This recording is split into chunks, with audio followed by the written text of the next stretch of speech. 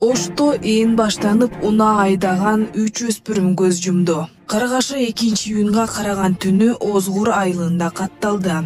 Анда Honda Fit унаасынын айдоочусу рулду башкара албай шараккан каналга түшүп кеткен. Кырсыктан айдоочу жана 2 жүргүнчү мүрт кеткен. Милициянын маалыматында рулда 17 жаштагы мектеп бүтүрүүчүсү жана 15 жаштагы 2 окуучу болгон. Милициянын маалыматы боюнча бүтүрүүчү атасынын Honda Fit унаасын уруксатсыз алып айдап бара жатып рулду башкара албай калган. Кесепетинде андан башка 15 жаштагы 2 мектеп окуучусу дагы каза тапты.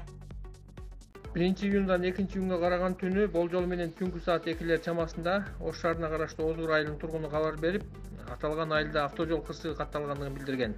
Окуя болгон жерге Ош шаардык ички ishler бармагынын жетекчилиги ыкчам тергөө тобу барып, Honda Fit үлгүсүндөгү автомашина ошого түшүп кеткендигин, ошол жердеки Тотоев көчөсү менен катар аккан, шараккан каналга түшүп кеткендиги аныкталган.